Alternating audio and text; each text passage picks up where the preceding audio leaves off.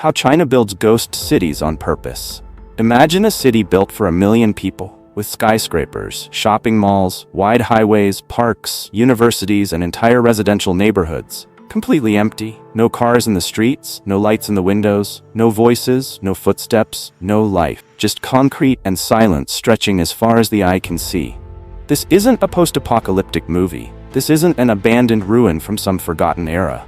These cities were built recently, with modern architecture, cutting-edge infrastructure, and billions of dollars of investment. And they were empty from the moment construction finished. China has dozens of them. And here's the part that will truly blow your mind. The Chinese government built them on purpose. Not by accident. Not due to poor planning. On purpose. So why would the second largest economy in the world spend trillions of dollars building cities that nobody lives in?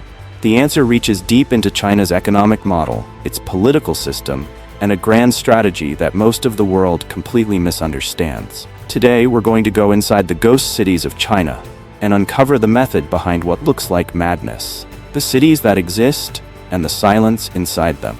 The most famous example is Ordos Kangbashi in Inner Mongolia. Built in the mid-2000s to house over 1 million people, it was designed as a modern showcase city.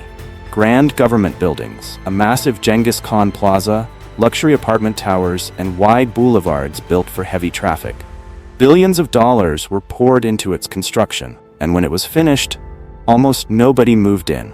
Journalists who visited in its early years described walking through perfectly constructed streets in complete silence. Apartment buildings with hundreds of units had single-digit occupancy. Shopping centers sat fully built with empty storefronts, parking lots with no cars, playgrounds with no children. Ordos became the poster child for China's ghost city phenomenon. But it was far from alone. Zhengzhou New District, Yupu Financial District near Tianjin, Lanzhou New Area, Nanhui New City near Shanghai. Across the country, dozens of these developments existed in various states of emptiness. Each one a multi-billion-dollar investment sitting largely unused. Satellite images circulated globally. Journalists descended. The world looked at these images and reached an obvious conclusion. China had made a catastrophic planning error. A massive, expensive, embarrassing mistake. But that conclusion missed something fundamental about how China actually works. The economic engine. Why China builds what nobody buys. To understand why China builds ghost cities, you first have to understand what construction actually means to the Chinese economy. For decades, China's explosive GDP growth, the growth that lifted hundreds of millions of people out of poverty and turned China into a global superpower, was driven significantly by one thing: infrastructure investment, building things. Roads, railways, airports, bridges, dams, and cities. Construction and real estate at their peak accounted for nearly 30% of China's entire GDP. That is an almost incomprehensible number. Here's how the cycle worked. The central government in Beijing sets GDP growth targets, historically around 7 to 8% per year. Local governments across China's provinces are then responsible for hitting those targets within their own regions. And local governments had a very powerful tool available to them: land sales. Local officials could sell land to developers, developers would borrow money from state banks, and construction would begin. GDP numbers went up, targets were hit, officials got promoted. Nobody in this system was directly rewarded for whether people actually moved into the buildings. They were rewarded for whether the buildings got built. So buildings got built on a scale the world had never seen before. This created a fundamental disconnect between construction and actual human need. Cities were built not because 1 million people needed somewhere to live right now, but because building a city for 1 million people generated the economic activity that kept growth numbers on track. The strategy, building for the future, not the present. But here is where China's approach becomes genuinely more sophisticated than simple corruption or mismanagement, and where most Western analysis gets it wrong. China is undergoing the largest urbanization wave in human history. In 1980, roughly 20% of China's population lived in cities. Today, that number is over 65%. And the government's own projections estimate that by 2035, China needs to absorb hundreds of millions more people moving from rural areas into urban centers.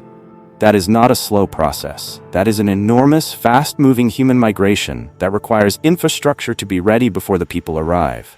not built after they get there. Chinese urban planners operate on a fundamentally different timeline than Western developers. Where a Western real estate developer builds when demand already exists, China's model builds in anticipation of demand that is projected to arrive. The ghost cities were not mistakes, they were bets on the future. Bets that China's urbanization trajectory would eventually fill these spaces, and in many cases, that bet is paying off. Ordos Kangbashi, the most famous ghost city of all, has transformed significantly over the past decade. Schools opened, government offices relocated there, incentives brought businesses, and population gradually grew. It is still not the million-person metropolis originally envisioned, but it is no longer the silent wasteland the early photographs showed either. Other developments have followed similar trajectories, slow, uneven, but undeniably filling over time. The dark side: debt, inequality, and a system under stress. But this strategy has a cost, and that cost is becoming harder and harder for China to ignore. The construction boom was largely financed by debt taken on by local governments, by developers, and by ordinary Chinese citizens who bought apartments in these developments as investments. In China, real estate became the primary savings vehicle for the middle class.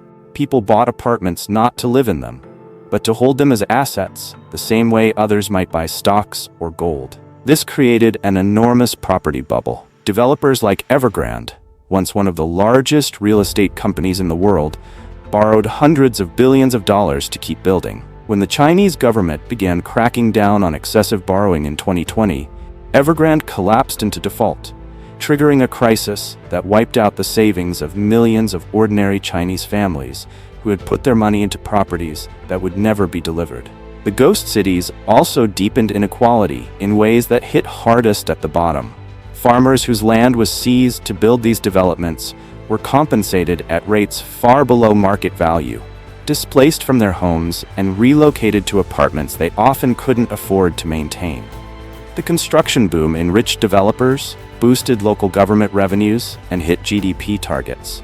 But the human cost fell disproportionately on those with the least power to resist. The method behind the madness: China's ghost cities are not a simple story of waste or incompetence. They are a window into an economic system that operates on a logic most of the world does not fully understand. One that prioritizes long-term national transformation over short-term market efficiency, that builds for a future population rather than a present one, and that uses construction itself as an economic tool regardless of immediate occupancy. Some of those bets will pay off. Cities that look empty today will fill over the next 2 decades as urbanization continues. Infrastructure that seems oversized right now will become essential as populations shift. But some of those bets have already gone wrong, badly wrong, leaving debt crises, displaced communities, and half-finished skylines that may never see the life they were built for. China is playing a long game. Whether the ghost cities represent visionary planning or the most expensive economic miscalculation of the modern era depends entirely on what happens next. And the world is watching very, very closely. The ghost cities of China are one of the most fascinating and misunderstood phenomena of our time. They are not evidence that China doesn't know what it's doing. They are evidence that China is doing something so different on such a massive scale that the rest of the world doesn't quite have the framework to evaluate it yet. What they tell us is this: when a government controls the economy, the banks, the land, and the long-term plan, it can build a city before a single resident arrives. Whether that is genius or hubris, only time will tell. If this video changed the way you see China's economic model, hit that like button and subscribe for more stories that go deeper than the headlines. Because the world's biggest stories are almost never what they first appear to be.